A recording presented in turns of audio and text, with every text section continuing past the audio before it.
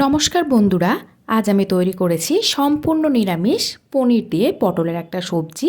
তার জন্য আমি এখানে একটা মিডিয়াম সাইজের আলু এবং 5 থেকে 6টা পটল ছোট ছোট টুকরো করে কেটে নিয়েছি।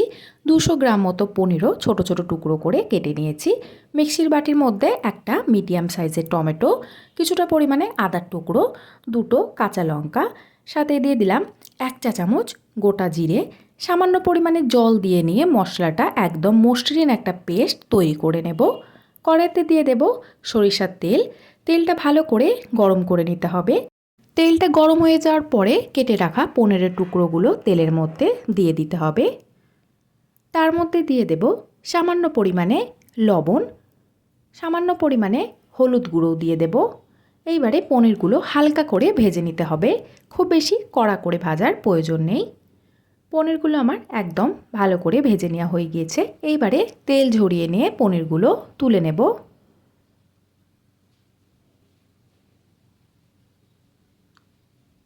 পনির ভেজে নেওয়া তেলের মধ্যেই কেটে রাখা পটলের টুকরোগুলো দিয়ে দেব।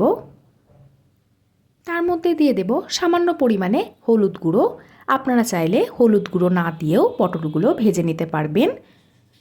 হালকা আঁচ রেখে পটলগুলো ভালো করে ভেজে নিতে হবে। পটলগুলো একদম ভেজে নেওয়া হয়ে গেছে।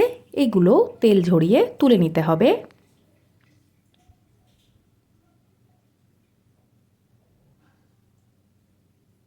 ওই তেলের মধ্যে দিয়ে দেব 2টো চেরা কাঁচা লঙ্কা, সামান্য পরিমাণে গোটা জিরে দিয়ে দেব।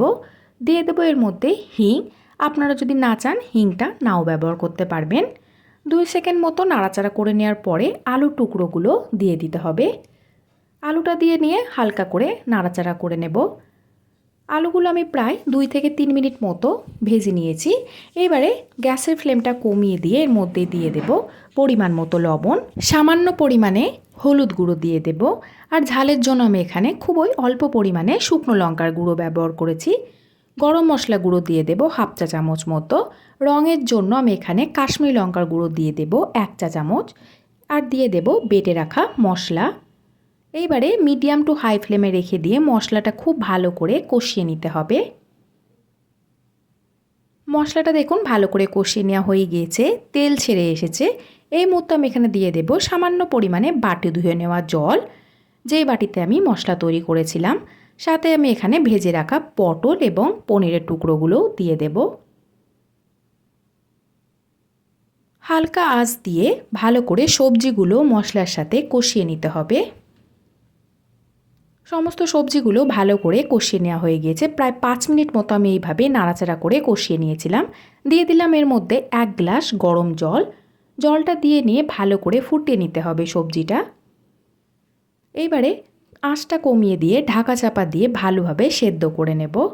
প্রায় 15 মিনিট বাদে ঢাকা খুলে দেখে নেব সবজিটা কেমন তৈরি হয়েছে। নাড়াচাড়া করে নেব একবার। দেখুন সবজিগুলো ভালোভাবে সেদ্ধ হয়ে গিয়েছে। এইবারে এর মধ্যে আমি দিয়ে দেব সামান্য পরিমাণে ঘি। আপনারা চাইলে নাও ব্যবহার করতে পারবেন। গ্যাসের ফ্লেমটা অফ করে ঘিটা ভালো করে নাড়াচাড়া করে মিশিয়ে নিতে হবে। তাহলে একদম তৈরি হয়ে যাবে পনির দিয়ে পটলের এই নিরামিষ সবজি।